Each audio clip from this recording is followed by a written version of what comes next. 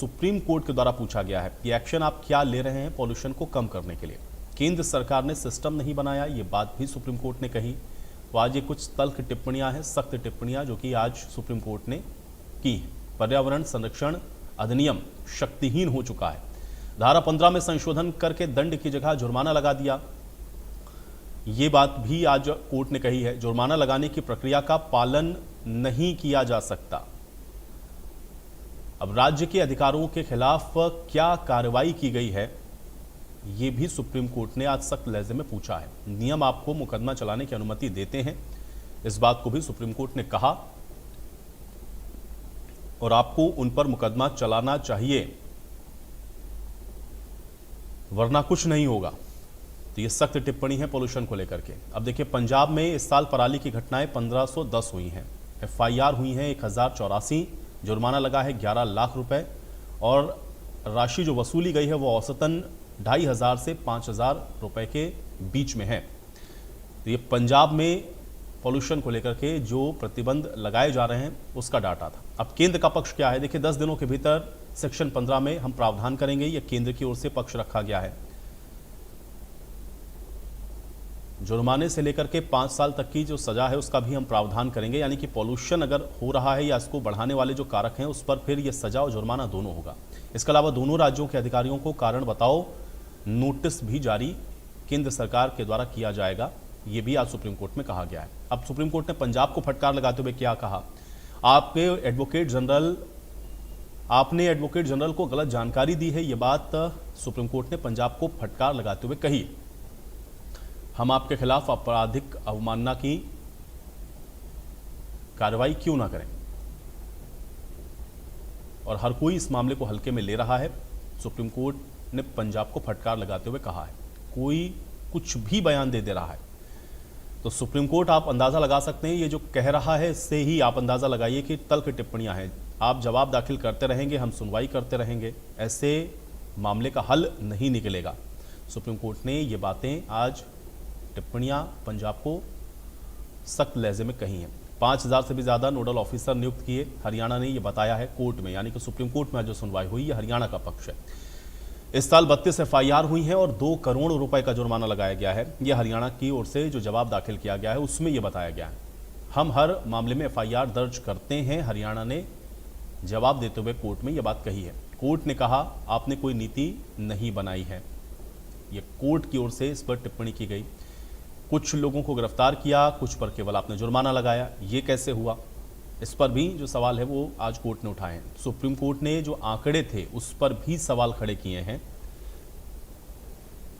कम जनसंख्या का मतलब है कि आप इससे रिकॉर्ड पर नहीं ले रहे हैं, तो कम जो संख्या आ रही है पराली जलाने की, क्योंकि 10,000 मामलों से 400 तक कैसे आ सकते हैं ये मामले।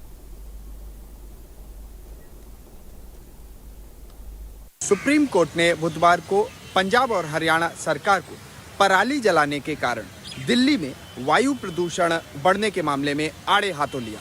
सुप्रीम कोर्ट ने पंजाब और हरियाणा सरकार की जमकर खिंचाई की। अदालत ने कहा कि दोनों राज्यों में पराली जलाने वालों के खिलाफ कोई दंडात्मक कार्रवाई नहीं हुई है। पिछली सुनवाई में कोर्ट ने पंजाब और हरियाणा सरकार के मुख्य सचिवों को तलब किया था, जो आज कोर्ट में प्रेजेंट थे, मौजूद थे। सर्वोच्च न्यायालय ने कहा कि वह दिल्ली में परिवहन से उत्पन्न प्रदूषण, शहर में ट्रकों के प्रवेश और खुले में कूड़ा जलाने के मुद्दे पर दिवाली के बाद विचार करेगा। प्रदूषण लगातार बढ़ता जा रहा है। सुप्रीम कोर्ट की बार बार सुनवाई के बावजूद और commission for air quality management के दिशा निर्देश के बावजूद भी पराली जलाने की जो घटनाएं हैं वो कम नहीं हो रही हैं। प्रदूषण हवा में साफ देखा जा सकता है। एयर क्वालिटी लगातार दिल्ली NCR की गिरती जा रही है। इस पर बातचीत करने के लिए हमारे साथ मौजूद हैं इलाहाबाद हाई कोर्ट के पूर्व जज और सुप्रीम कोर्ट में वरिष्ठ अधिवक्ता रविंद्र सिंह जी। बहुत बहुत स्वागत आपका इंडिया न्यूज़ पर। इंग्लिश में हम न्यूज़ एक्स हैं और सबसे पहले हम शुरुआत करेंगे इससे कि आप चूंकि एक सीनियर सिटीजन भी हैं, आप इलाहाबाद से हैं, अब दिल्ली में हैं, तो क्या डिफरेंस आपको दिल्ली की हवा में ऐसे लग रहा है? ये दिल्ली की हवा बहुत ज़्यादा पॉल्यूटेड है, यहाँ सांस लेना भी मुश्किल है। जब हम लोग गाड़ियों से या पैदल चलते हैं वो आसमान की तरफ देखते हैं तो बिल्कुल काले काले बादल दिखाई देते हैं। बादल के अलावा नीचे के जो है दिखाई देते हैं, वो ऐसा लगता है कि जैसे बादल नीचे आ गए। तो पॉल्यूशन बहुत ज़्यादा है। अगर पॉल्यूशन को यहाँ से नहीं हटाया गया या इफेक्टिव प्रयास नहीं किए गए तो लोगों में बीमारियाँ बहुत बढ़ेंगी और आयु बहुत कम हो जाएगी। खास तौर से बच्चों के लिए तो बहुत ही ज़्यादा नुकसान है, और जो सीनियर सिटीजन्स हैं उनको तो यहाँ निकलना ही मुश्किल है। आपका कोर्ट में एक लंबा अनुभव रहा है सर, क्या आपको लगता है किस तरह से इस मामले को पे आगे काम करना होगा कि पोल्यूशन आने वाले कुछ सालों में कम हो दिल्ली एनसीआर में? देखिए, इस पर सुप्रीम कोर्ट लगातार अपने इफेक्टिव ऑर्डर्स पास कर रहे हैं, और गवर्नमेंट्स चाहे पंजाब की हो, चाहे हरियाणा की हो, दिल्ली की हो या एडजॉइनिंग स्टेट्स की हो, वो इफेक्टिवली काम नहीं कर पा रही। अगर वो इस पर इफेक्टिव काम करें और जो सुप्रीम कोर्ट के डायरेक्शंस उनकी वो एग्जीक्यूशन प्रॉपर कर दें तो पोल्यूशन बहुत कम हो जाएगा। नंबर 2 ये है कि ये ऐसी प्रॉब्लम है जो न तो अकेले गवर्नमेंट सॉल्व कर सकती है, न कोई कोर्ट सॉल्व कर सकता है। यहाँ हर इंडिविजुअल को स्वयं इस लाइन पर सोचना होगा और ऐसा कोई कार्य करना ही नहीं होगा जिससे पोल्यूशन बढ़े। अच्छा, CAQM commission for air quality management ने एक रिपोर्ट सबमिट की थी अभी अक्टूबर शुरुआत में। उन्होंने कहा था कि जो व्हीकुलर इमिशन है, जो ये गाड़ियों से निकलने वाला धुआं, खासकर वो गाड़ियाँ जिनकी उम्र हो चुकी है, वो दिल्ली एनसीआर में बहुत ज़्यादा है, और उसके बावजूद भी स्टेट्स उस पर कार्रवाई नहीं कर रहे हैं। ऐसा जहाँ तक गाड़ियों का सवाल है, गाड़ियों का तो पॉल्यूशन सबसे ज़्यादा है, और जो दिल्ली एनसीआर में अगर पॉल्यूशन को नंबर 1 पे कहा जाए तो गाड़ियों से निकलने वाला धुआं है। इसको चाहे आप इसको ऐसे कहिए पुरानी गाड़ियाँ हैं या नई गाड़ियाँ, पॉल्यूशन सब कर रही हैं, क्योंकि सब में फ्यूल का कंजम्पशन हो रहा है, और वो धुआं बनता है वो डीजल से ही बनता है, पेट्रोल से बनता है, गैस से बनता है, पॉल्यूशन तो हो ही रहा है। तो ये केवल कह देना कि पुरानी गाड़ियों की वजह से हो रहा है, ये उचित नहीं होगा। हर गाड़ी पॉल्यूशन कर रही है।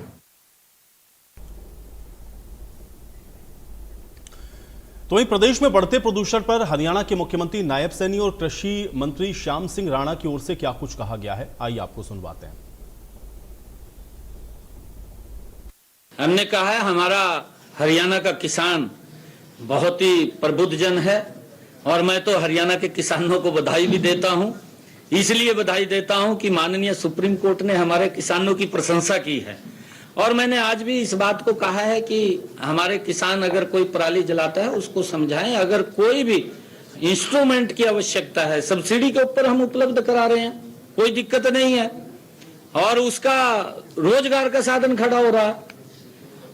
हमारा किसान बहुत ज्यादा प्रबुद्ध जन है, और वो ऐसे नहीं। देखिए, इसमें सरकार सख्त है, सुप्रीम कोर्ट भी सख्त है।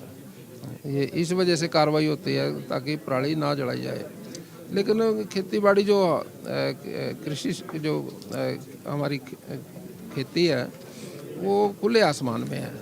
इंडोर तो खेती कुछ थोड़ी बहुत ही हो सकती है, लेकिन सारे खुले आसमान में है। इस वजह से प्रकृति प्रकोप भी झेलने पड़ते हैं। खेती जैसे हमारा सिस्टम है, पराली खेत में से धान कटेगा, फिर पराली की पैकिंग होगी, फिर वो लोड होगी, फिर वो फैक्ट्री में जाएगी, बिकेगी। इस तरह से ये सारे काम जो हैं प्रकृति पे आधारित हैं। अगर मौसम साफ रहेगा तो किसान आसानी से कर लेता है, फिर कोई शिकायत नहीं आएगी। किसान को एक मजबूरी है उसकी, उसने अपने समय पे फसल भी बोनी होती है। एक फसल कट गई, दूसरी उसने उसको के लिए तैयार करना, उसकी देरी ना हो उसमें, इस वजह से वो मजबूरी में कोई फैसले लेता है। मजबूरी का फैसला कभी ठीक नहीं होता।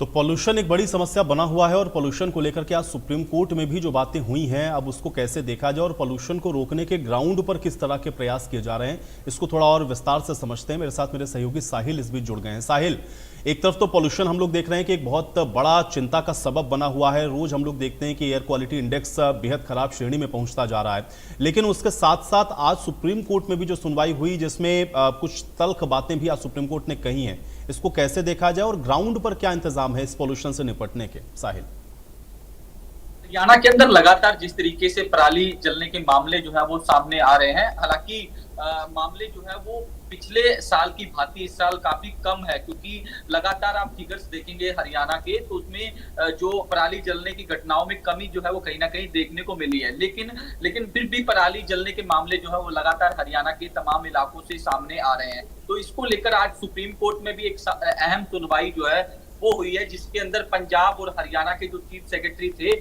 वो भी पेश हुए। इसके साथ साथ कैथल और कुरुक्षेत्र के जो डिप्टी कमिश्नर थे उन्हें भी जो है कोर्ट के अंदर पेश होना पड़ा, क्योंकि पिछले सुनवाई के दौरान जो है सुप्रीम कोर्ट ने तल्ख टिप्पणी करके चीफ सेक्रेटरी और डिप्टी कमिश्नर को पेश होने के लिए कहा था। तो आज की सुनवाई के दौरान जमकर फटकार जो है वो सुप्रीम कोर्ट की ओर से हरियाणा और पंजाब को लगाई गई। खासकर पंजाब को फटकार इसलिए लगाई गई क्योंकि पंजाब की ओर से जो फिगर्स जो है सुप्रीम कोर्ट में रखे गए कहीं ना कहीं वो गलत थे। इस तरीके की बातें सुप्रीम कोर्ट से जो है वो निकलकर सामने आई। उसके बाद जो है सुप्रीम कोर्ट की ओर से पराली के मुद्दे पर CAQM जो commission for air quality management है उस पर भी नाराजगी जताई है। कोर्ट ने कहा कि प्रदूषण को रोकने के लिए तमाम अधिकारी जो है वो नाकाम है, क्यों ना इन पर कार्रवाई की जाए। इस तरीके की बातें जो है वो सामने रखी गई। और पराली के मामले में जो जिस तरीके से सामने आया कि कोर्ट ने पंजाब और हरियाणा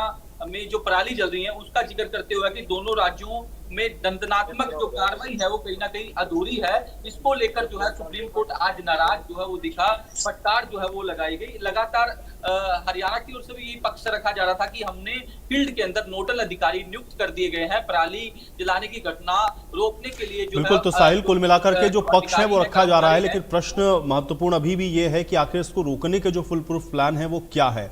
मैं आपके पास वापस लौटता हूं। सुशील कुमार द्विवेदी जी मेरे साथ जुड़ गए हैं, पर्यावरणविद हैं। सुशील जी, आपका बहुत स्वागत है। सुशील जी, मैं आपके पास भी आऊंगा, लेकिन उसके पहले मैं दिल्ली का रुख कर लेता हूं। संभव हमारे साथ, हमारे सहयोगी वहां से जुड़े हुए हैं। संभव, एक तरफ हम लोग देख रहे हैं कि पॉल्यूशन दिन पर दिन बढ़ रहा है, AQI रोज हम लोग देखते हैं कि खराब से खराब श्रेणी में पहुंचता हुआ नजर आ रहा है। कोर्ट में सुनवाई होती है तो सुप्रीम कोर्ट फटकार लगा देता है, और राज्यों पर जब जाते हैं तो एक दूसरे के ऊपर यह कहा जाता है कि फला राज्य इस पर सही काम नहीं कर रहा। ग्राउंड पर क्या हो रहा है और कैसे देखें आज जो टिप्पणियां सुप्रीम कोर्ट ने की हैं स्टेट को भी और केंद्र सरकार को भी? देखिए, जिस तरह से सुप्रीम कोर्ट ने आज तक टिप्पणियां की हैं और दोनों ही चीफ सेक्रेटरी, चाहे वो हरियाणा के चीफ सेक्रेटरी हो या पंजाब के चीफ सेक्रेटरी हो, दोनों की एक तरह से क्लास लगाई है। दोनों से कठिन सवाल पूछे हैं कि कंप्लायंस कितना हो रहा है और ग्राउंड जीरो पे पराली जलाने की जो घटनाएं हैं वो कितनी कम हुई है। हालांकि दोनों ही चीफ सेक्रेटरीज ने अपने अपने डेटा सबमिट किए कोर्ट के सामने, बट कोर्ट बहुत ज्यादा संतुष्ट नहीं दिखी। जस्टिस AS ओका की अगुवाई में बेंच जो सुप्रीम कोर्ट की थी उसने न सिर्फ इन दोनों चीफ सेक्रेटरी से बल्कि केंद्र सरकार से और commission for air quality management CAQM से भी सवाल पूछे। लेकिन इन सब के बावजूद हमें देखना ये होगा कि ग्राउंड जीरो पे क्या डिफरेंस आ रहा है, क्योंकि बात यह है कि जुडिशरी, एग्जीक्यूटिव और लेजिस्लेटिव तीन विंग्स हैं। जुडिशरी ऑर्डर पास कर सकता है, डायरेक्शंस दे सकता है, लेकिन एट द एंड अंततः जमीन पे, ग्राउंड जीरो पे, ग्रास रूट लेवल पे एग्जीक्यूटिव्स को काम करना होता है। और जब राज्य के जो पंजाब और हरियाणा जैसे राज्यों के चीफ सेक्रेटरीज, मुख्य सचिव यहाँ पर मौजूद हो और कोर्ट के सामने खड़े हो और कोर्ट सीधे उनसे सवाल जवाब कर रहा है, तो ये मैसेज जुडिशरी की तरफ से साफ है कि हम सख्त हैं पोल्यूशन को लेके और जमीन पर कार्रवाई होनी चाहिए। अब देखना ये होगा ये चीफ सेक्रेटरीज वापस अपने स्टेट्स में जाते हैं और किस तरह से एक रोड मैप बना के तैयार करते हैं, चाहे वो पंजाब हो चाहे हरियाणा हो, और देखना होगा कि किस तरह से पराली की घटनाएं अगले कुछ दिनों में कम होती हैं। बट ये एक पहलू है। दूसरा पहलू है CAQM ने अपनी रिपोर्ट सबमिट की यहाँ सुप्रीम कोर्ट में, और उन्होंने कहा कि सिर्फ पराली एक वजह नहीं है, हालांकि वो एक वजह है। इसके अलावा जो व्हीकलर एमिशन है, जो ये गाड़ियों से निकलने वाला धुआं है, ये एक प्रमुख कारण है पोल्यूशन का दिल्ली NCR में। उस पर भी सुप्रीम कोर्ट ने एक डेटा मांगा, एक जानकारी मांगी कि कितना व्हीकुलर एमिशन होता है, कौन कौन से हॉटस्पॉट्स हैं दिल्ली में बने हुए जहां पर ज्यादा पोल्यूशन है, तो उस पर। और जिस तरह से जैसे ट्रक की आवाजाही जो दिल्ली में है और जो कूड़ा जलाया जाता है जगह जगहों पे, कौन सी जगहों पे ज्यादा जलाया जाता है, इन सब पे दिवाली के बाद एक बार फिर सुप्रीम कोर्ट बैठेगा और सुनवाई करेगा। अब देखना ये होगा कि ये सब मेजर्स जो यहाँ सुप्रीम कोर्ट में कोर्ट रूम में कोर्ट नंबर 6 में जो बातचीत आज हुई, वो ग्राउंड बिल्कुल, अब उसको ग्राउंड पर कैसे एग्जीक्यूट करेंगे, मुझे लगता है कि यही सबसे बड़ा सवाल है संभव। आप सुशील जी हमारे साथ हैं, मैं उनसे थोड़ा और इसको समझता हूं बेहतर तरीके से। सुशील जी, क्योंकि सस्टेनेबल डेवलपमेंट की हम लोग हमेशा से बात करते रहे हैं, ऐसा समय जब हम लोग देख रहे हैं कि भारत सबसे तेजी से बढ़ती हुई अर्थव्यवस्था है, लेकिन वो विकास किस कॉस्ट पर होगा? क्या कोई पॉलिसी आपको लगता है कि इसको लेकर के है नहीं, या हम गंभीर नहीं हैं, या पॉलिसी है उसको हम एग्जीक्यूट नहीं करा पा रहे हैं? कारण क्या है कि हर साल हम लोग देखते हैं पूरा दिल्ली एनसीआर गैस चैम्बर में तब्दील हो जाता है, और इवन अब तो जो छोटे छोटे टाउन हैं वहां पर भी एक्यूआई हम लोग देख रहे हैं कि बहुत खराब श्रेणी में पहुंचता हुआ नजर आ रहा है। क्या कारण मानते हैं आप इसका, सुशील जी? बिल्कुल चित्रांश जी, आपने बिल्कुल सही कहा कि कोई ऐसी कारगर पॉलिसी ही नहीं बनाई गई है। सच्ची बात तो ये है, लोग अंधेरे में तीर चला रहे हैं। देखिए, पुराने समय से जब हम और आप लोग कहीं ना कहीं से डरते थे, प्रकृति के साथ सामंजस्य बना के रहते थे, तो इसलिए हम और आपके जो पूर्वज थे, उन्होंने कहीं ना कहीं से ऐसी रवायतें बनाई थी जिसमें कि हवा हुआ, पानी हुआ, सूरज हुआ, इसकी हम पूजा करते थे। उसके पीछे का उद्देश्य यही था कि हम इनके संरक्षण के लिए सोचें। लेकिन जैसे जैसे कालांतरण में विकास हुआ, और आप आजकल स्मार्ट सिटी की अगर पैरामीटर देखें तो स्मार्ट सिटी के पैरामीटर में 1/3 ग्रीनरी तो है ही नहीं, जो पुराने समय से, या हम सस्टेनेबल सिटी की जब बात करते हैं किसी भी, तो 1/3 भाग में हरियाली होनी चाहिए, लेकिन वो तो हरियाली कहीं दिखाई नहीं देती, बल्कि हम स्मार्ट सिटी के नाम पर कुछ और पैरामीटर पर बात करते हैं। दूसरी चीज, कई लोग कहते हैं कि यह एक जन समस्या है। जन समस्या बिल्कुल है, और हर व्यक्ति इस पे जागरूक होना चाहिए। उसमें आप जैसे मीडिया संस्थान निश्चित ही एक बहुत अच्छा रोल अदा कर रहे हैं, और भारत के प्रधानमंत्री जी ने बहुत अच्छा इनिशिएटिव भी लिया, एक पेड़ माँ के नाम, या फिर उन्होंने स्कूलों में एको क्लब की स्थापना के लिए बच्चों का आह्वान किया, और तमाम ऐसे अच्छे अच्छे काम उन्होंने शुरू किए। लेकिन जब तक सभी राजनीतिक दल और हर राजनीतिक दल के नुमाइंदगी मिलके ऐसा कुछ काम नहीं करेंगे, इसे चुनावी मुद्दा नहीं बनाएंगे, ये नहीं सोचेंगे कि ये जो वायु प्रदूषण है ये किसी को नहीं छोड़ेगा, ये गरीब अमीर या कोई भी राजनीतिक दल है उसको छोड़ने वाला नहीं है। और सबसे दिलचस्प बात है कि ये संजीदा वाले दौर में, कि जब हमें अपनी जीवन की सांसों के बारे में सोचना चाहिए। नहीं सुशील जी, देखिए, आज तो कोर्ट ने कहा ना, आज तो कोर्ट इस बात को कह रहा था कि भाई स्वच्छ आबो हवा में रहना ये तो हमारा अधिकार है, और अगर उसको आप नहीं दे पा रहे हैं, लोगों तक आप वो नहीं पहुंचा रहे हैं, तो आपका ये फेलियर है। लेकिन मेरा सवाल इससे भी आगे है। सवाल ये है सुशील जी मेरा, कि क्या पूरे साल ये एक्सरसाइज नहीं होनी चाहिए? क्योंकि इस महीने में हम लोग बहुत चर्चा करते हैं, क्योंकि ये दिखने लग जाता है, क्यूआई की चर्चा होने लग जाती है, लेकिन पूरे साल हम लोग इसके लिए क्या करते हैं? क्या वो एफर्ट दिखते हैं कहीं? देखिए चित्रांश जी, अक्टूबर के लास्ट में कुछ ऐसी वातावरणीय परिस्थितियां होती हैं कि वातावरण में नमी होती है, और जो हवा रुक जाती है, तो इसके कारण पार्टिकुलेट मैटर और ये सारे जो डस्ट पार्टिकल हमारे आसपास के एम्बिएंट एयर में ज्यादा देखने को मिलते हैं। लेकिन वायु प्रदूषण एक सच्चाई है चित्रांश जी, इस चीज को हमें और आपको मानना पड़ेगा, और हमारे डॉक्टर्स को भी आगे आना पड़ेगा जब वो किसी बीमारी को डिटेक्ट कर रहे हैं छोटे बच्चों में। आजकल देखा होगा कि 24-25 साल के लोगों में भी लंग कैंसर के केस देखे गए, और पहले अगर हम और आप लोग 20-25 साल पहले की बात करें, अगर किसी व्यक्ति को 35-40 साल में भी कभी लंग कैंसर होता था, तब डुगडुगी बच जाती थी पूरे आसपास के एरिया में।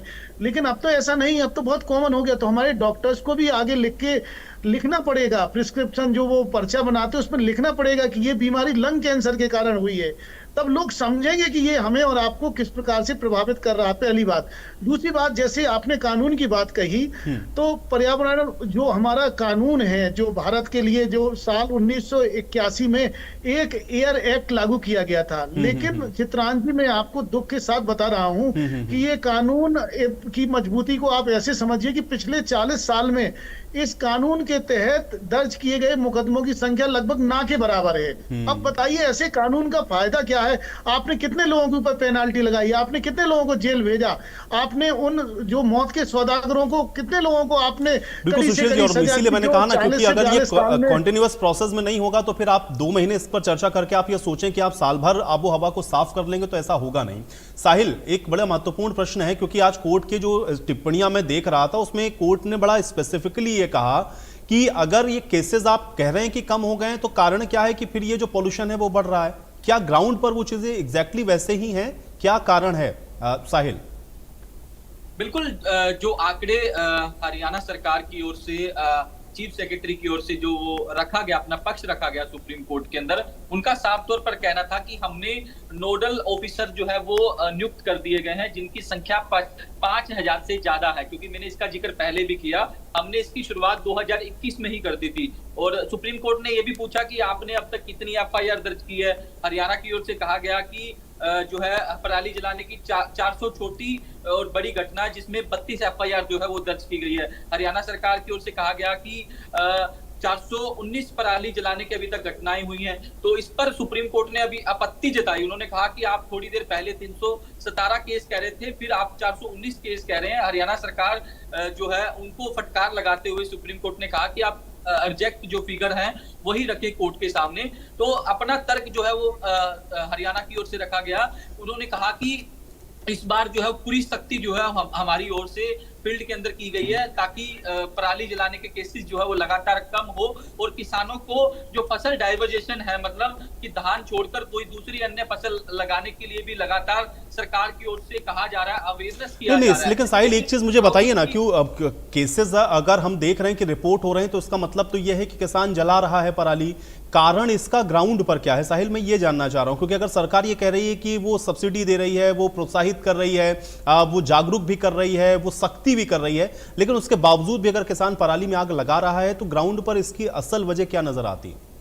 बिल्कुल, अगर आपने ग्राउंड की बात की तो मैं ये भी बता देना चाहता हूं, क्योंकि लगातार किसान भी यही सवाल उठा रहा है कि जो छोटा किसान है वो पराली को आग लगाने के लिए मजबूर है, क्योंकि उसके पास इतना फाइनेंशियली वो इतना मजबूत नहीं है कि वो पराली की गांठ बनाकर जो है वो बाहर भेज सके, सरकार को बेच सके। इस तरीके की बातें जो है वो लगातार सामने आती है और इसी को लेकर बात की जाए, पूर्व मुख्यमंत्री भूपेंद्र सिंह हुड्डा वो भी सरकार पर सवाल उठा चुके हैं कि किसान जो है वो लगातार पराली जलाने को मजबूर है, सरकार की ओर से कोई यंत्र जो है वो उन्हें उपलब्ध नहीं करवाए जा रहे, इसीलिए किसान जो है वो पराली जलाने को मजबूर है। इस तरीके की बातें जो है वो लगातार फील्ड के अंदर भी देखने को मिलती है। किसान भी अपनी समस्याएं रखता है, दूसरी तरफ सरकार का पक्ष यही होता है कि हम किसानों को अवेयर करें कि वो पराली ना जलाएं और सरकार जो है उनको सब्सिडी जो है वो उपलब्ध करवा देगी, जिससे वो पराली को जमीन के अंदर ही दबा देंगे। तो कुल मिलाकर साहिल जो महत्वपूर्ण बात है वो ये समझ में आ रही कि वो चीजें शायद छोटे किसानों तक नहीं पहुंच पा रही हैं, जो मिलना चाहिए उनको सहूलियत, शायद इस वजह से उसको ये मजबूरी में करना पड़ रहा है। संभव आज तो कोर्ट ने फटकार लगाई, क्योंकि पिछले साल की भी हियरिंग्स मुझे याद आती हैं, इसी तरह से कोर्ट ने उस बार भी बड़े सख्त लहजे में पंजाब, हरियाणा, केंद्र सरकार सबको सख्त लहजे में कहा था। आज फिर से उसी महीने में हम लोग वही चर्चा कर रहे हैं। एग्जीक्यूशन होगा क्या इस बार, क्योंकि कुछ बदला है इन सब चीजों के बीच में? आज भी तो सरकार ये कह रही है कि नहीं ठीक है, हम इस पर पॉलिसी बनाएंगे, हम इस पर काम करेंगे, कोर्ट ने भी कह दिया, लेकिन ये होगा कैसे ग्राउंड पर? संभव बिल्कुल, अब जिस तरीके से सुप्रीम कोर्ट संभव से सवाल है साहिल मेरा, फटकार लगाई गई है उसके बाद साहिल संभव से सवाल है मेरा। संभव पर्यावरण संरक्षण कानून, ये एक कानून है, केंद्र सरकार का कानून है, ये एनवायरमेंटल प्रोटेक्शन एक्ट इसे कहा जाता है। ये इसे सुप्रीम कोर्ट ने आज टूथलेस टाइगर कह दिया कि एक तरह से दंतहीन, टूथलेस कह दिया। देखना यह है कि केंद्र सरकार कुछ और गाइडलाइंस लाती है। एक एजेंसी है commission for air quality management, जिसे CAQM कहते हैं, वो अपने गाइडलाइंस देती है। उसने साफ कह दिया सुप्रीम कोर्ट ने में एक एफिडेविट के द्वारा कि पंजाब और हरियाणा सरकार कुछ ठोस कदम नहीं उठा रही है पराली स्टबल बर्निंग को रोकने के लिए। उसके बाद ये चीफ सेक्रेटरी से, पंजाब और हरियाणा की चीफ सेक्रेटरी से तल्ख लहजे में सुप्रीम कोर्ट ने जो आज बातचीत की, आज पूरे देश के सामने है।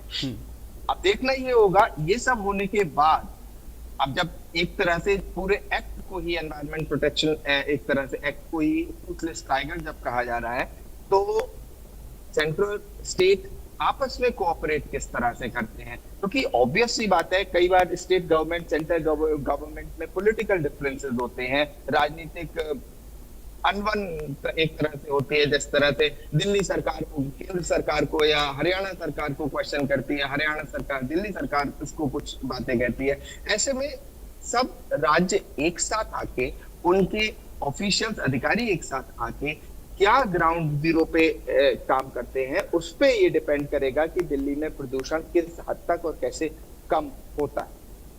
बिल्कुल। द्विवेदी जी का मैं एक बार और फिर से रुक कर लेता हूं। सर, मैं आपसे ये जानना चाह रहा था कि क्या ये आपको लग रहा है कि ये हो पाएगा, क्योंकि साल दर साल अगर हम लोग वही एक्सरसाइज कर रहे हैं और उसका नतीजा अगर हमको एक बड़ा शून्य के तौर पर देखने को मिलता हो, क्योंकि वो एक्यूआई उसी श्रेणी में हम लोगों को आज भी दिख रहा है, क्या उम्मीद करें कि कुछ इसको लेकर के कोई गंभीरता है, या फिर अभी कुछ होने वाला नहीं जब तक चीजों को सही तरीके से आप समझेंगे नहीं? बिल्कुल बिल्कुल आयुष जी, जब तक ये जन आंदोलन के रूप में नहीं होगा, जब तक राजनीतिक पार्टियां जब संजीदा नहीं होंगी, जब तक सीरियस नहीं होंगी, नहीं तो ठीक वैसे ही होगा जब सरकारों की जिम्मेवारी थी साफ पानी की तो वो दे नहीं पाए, तो लोगों ने घर में अपने water purifier, water filter, boring करा ली, या फिर लोगों को बिजली नहीं दे पाए तो लोगों ने घर में इन्वर्टर लगा लिया। ऐसे ही वायु प्रदूषण के बारे में हो रहा, लेकिन वायु प्रदूषण एक अलग टाइप का मुद्दा है। आप चित्रांश जी जरा कल्पना करिए, हम लोग बिना पानी के 4 से 10 घंटे रह सकते हैं, साफ पानी ना मिले, लेकिन अगर हमें हवा नहीं मिलेगी तो हम 3 मिनट से ज्यादा जिंदा नहीं रह सकते। और अगर हमें ऐसी हवा मिले जिसमें कि जहरीले तत्व घुले हुए हैं, PM 2.5, PM 10 और अलग अलग पार्टिकुलेट हार्मफुल मैटर घुले हुए हैं, तो हम और आप धीमी मौत का शिकार होंगे। तो मुझे वो दिन दूर नहीं दिखाई दे रहा है, जबकि इन राजनीतिक पार्टियों को जब तक ये नहीं सोचेंगे कि हम सब लोग मिलें, हर व्यक्ति अपनी जिम्मेवारी समझे और कल्पना करे कि हमारी आपकी ये ड्यूटी है इस धरती को बचाने की, क्योंकि हम आने वाली पीढ़ी को कैसी धरती देंगे, कैसा प्लेनेट देंगे, कैसी हवा देंगे, कैसा पानी देंगे। जब हम और आप लोग ही जिंदा रहने के काबिल नहीं तो आने वाली पीढ़ी के लिए हम क्या सोच सकते। तो ये हमारी आपकी बहुत ही महत्वपूर्ण जिम्मेवारी है। और मुझे लगता है कि जब तक जो एनवायरमेंटल प्रोटेक्शन एक्ट में, जैसा कि अभी सुप्रीम कोर्ट ने भी कहा, तो उसमें कुछ ना कुछ फेरबदल भी करना पड़ेंगे। कहते हैं ना, भय बिन होए ना प्रीत। तो जब तक भय नहीं दिखाया जाएगा लोगों को, और साथ में सभी लोग एक मंच पर नहीं आएंगे, अपनी जिम्मेवारी नहीं। बिल्कुल द्विवेदी जी, मुझे लग रहा है कि आप जो बात कह रहे हैं और आपके जैसे जो तमाम पर्यावरणविद हैं जो कि लगातार सुझाव दे रहे हैं, उस पर गौर जरूर सरकार करेंगे, क्योंकि अल्टीमेटली इस पूरे एनवायरनमेंट में हम और आप सबको रहना है। बहुत शुक्रिया हमारे साथ जुड़ने के लिए।